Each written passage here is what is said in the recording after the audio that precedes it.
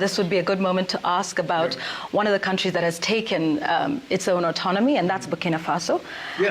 Your remarks recently at the Senate seem to suggest that he's diverting, General Traore, is diverting its 4 billion gold reserves to sustain his military rule rather than for public welfare. These remarks sparked widespread condemnation across the continent.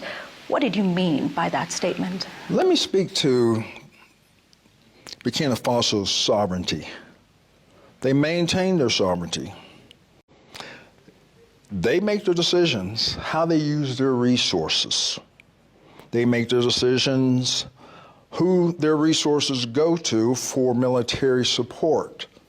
That's their sovereign right. But my cautionary tale was just from a military perspective. That was a Senate Armed Services Committee asking me a direct question. Burkina Faso, a lot of great things going on to progress them forward, okay?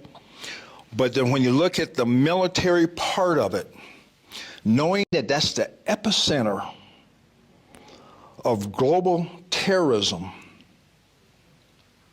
it was my time to illuminate that this is probably their weakest point, and there needs to be sufficient resources going towards for the whole fight of terrorism in that country, period.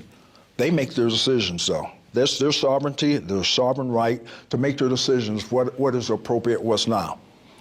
But I wanted to illuminate that is going in the wrong direction now. ISIS is getting stronger. JNIM is getting stronger. Al-QAEDA in the lands of the Maghreb is getting stronger in that country. And do you think it's getting stronger after General Traore took over?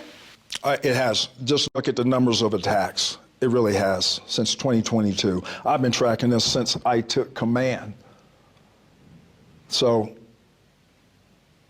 no ill will towards him, but the decisions is their own. They're looking for other ways to be able to, they're still on warfighting footing, but it's just going to take more resources. So you stand by that statement? Because there's been pressure on you to walk those statements back. That's my statement. That's my assessment.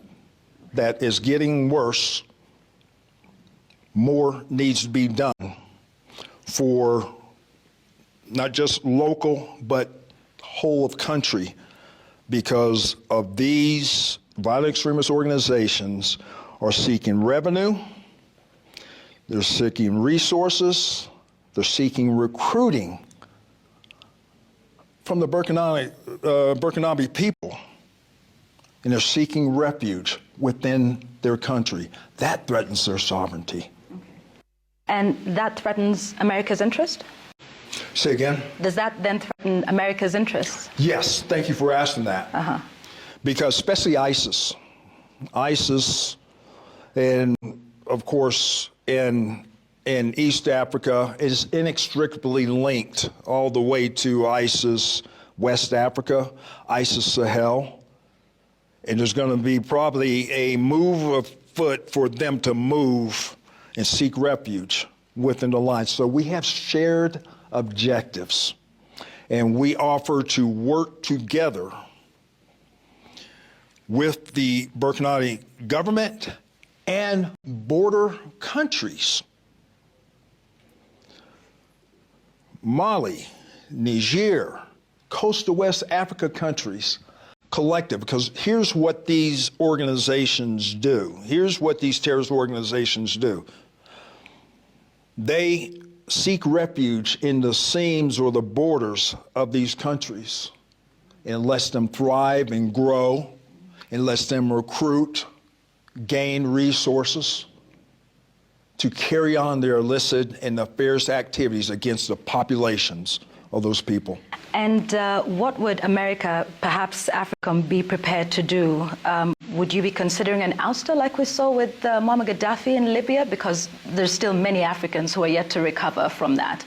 If this is a bigger threat, as you say, in Burkina Faso, what is Africa prepared to do about it?